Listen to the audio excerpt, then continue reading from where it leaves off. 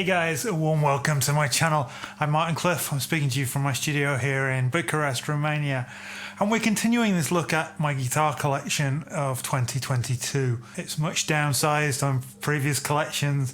At one point I had, I think, 32 guitars in my collection. I'm now down to 16, of which only 14 are currently here in Bucharest.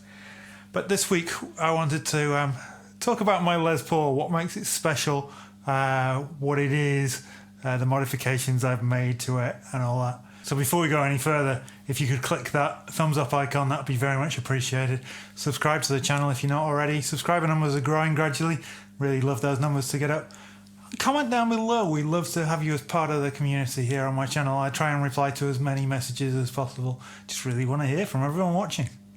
So in essence, it is a 2016 Gibson Les Paul traditional T. The traditional T was the kind of 50s style without any kind of crazy modern appointments. It's not weight relieved, although this is only 8.6 pounds, so it's pretty light for a traditional style Les Paul. It's a big fat neck, and that's kind of the core of it really. But then I decided to make a few modifications along the way. The pickups are Brandon wound 59 clones, back when Jared Brandon was running Brandon wound. They're really great, really traditional vintage PAF pickups, about as authentic as you can get. The wiring harness then is an Emerson custom 50 style wiring harness. We've got ABM bridge and tailpiece, proper brass ones, really good quality ones. I put a pure tone output jack on it with a Gibson plate. Little things like I replaced the little arm here that holds the pickguard in place with a nickel one. It came with a chrome one, I think. And then at the other end of the guitar, these are Goto Magnum locking tuners. They're designed to look as traditional as possible, but they sit much flusher to the headstock. They're relatively lightweight for locking tuners, which is a good thing because we don't want any headstock dive. I've put strap locks on this, as I do on all my guitars. Just makes life a lot easier. This is a Gibson leather strap. Not perhaps as comfortable as one of my DSL straps, but it kind of goes with the guitar. I like the shape of it. I like the colour of it. It all kind of just suits the image. And this isn't a guitar I would play live very often, if ever. So it does the job for what I need. So there's no fancy wiring, there's no coil taps or anything like that. It's a simple three-way switch, neck, middle, bridge.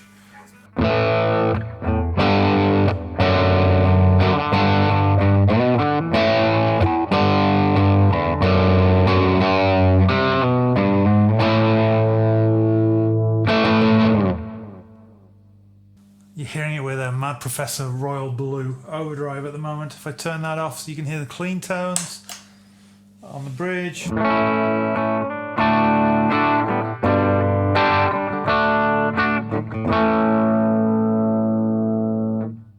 then the neck.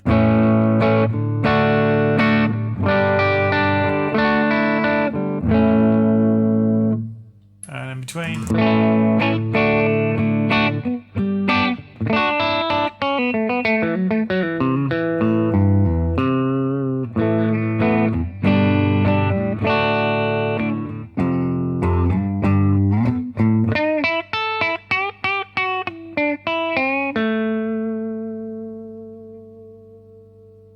So it's surprisingly bright sounding for a Les Paul. Les Pauls always have this reputation of being really kind of fat and muddy sounding. I think partly the weight has to do with this, partly the pickups because it's a lower output, so it's more kind of traditional.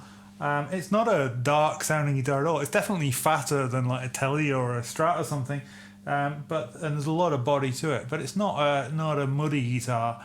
There's plenty of snap to it.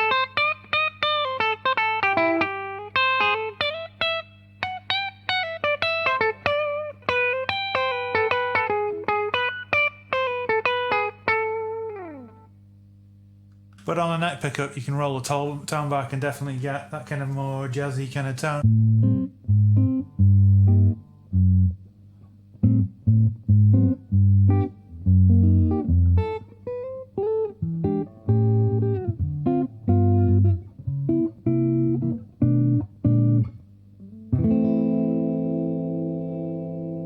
Absolutely not a jazz guy, as you may have guessed. Put some music in front of me and I could probably follow it. But yeah, definitely not my thing.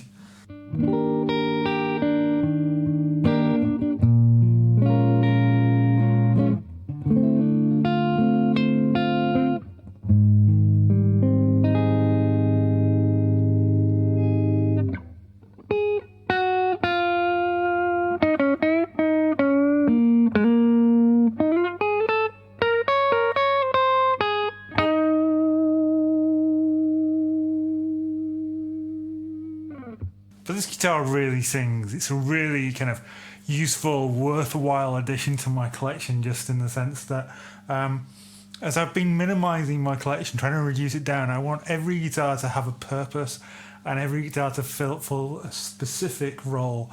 And other than the fact that this and the Telly are the kind of ones that, you know, meet the needs of guitars that people are familiar with for my Martin's Monday pedal playthrough series, just having a singing, sustaining, warm, humbucker equipped guitar that is a traditional sounding instrument, that is a lower output instrument, that kind of, yeah, it just does that Les Paul thing, was something that was really important to me. And this definitely just ticks those boxes without ever being anything fancy. You know, the traditional T was one of the cheaper guitars in that year. I think I paid like £1,300–1,400 for it. It wasn't vast amount of money. Obviously the upgrades I've done have added to that, but you know, still, you know, well within the kind of realms of affordable Gibson Les Pauls. Now this also holds a little bit of a special place in my heart, in the sense that I've been wanting a Les Paul for years and years and years,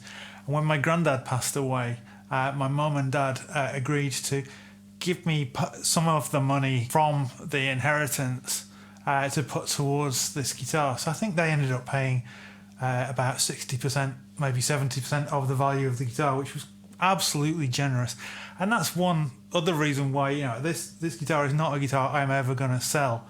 It may well be the only guitar, the only Les Paul that I keep for the rest of my life.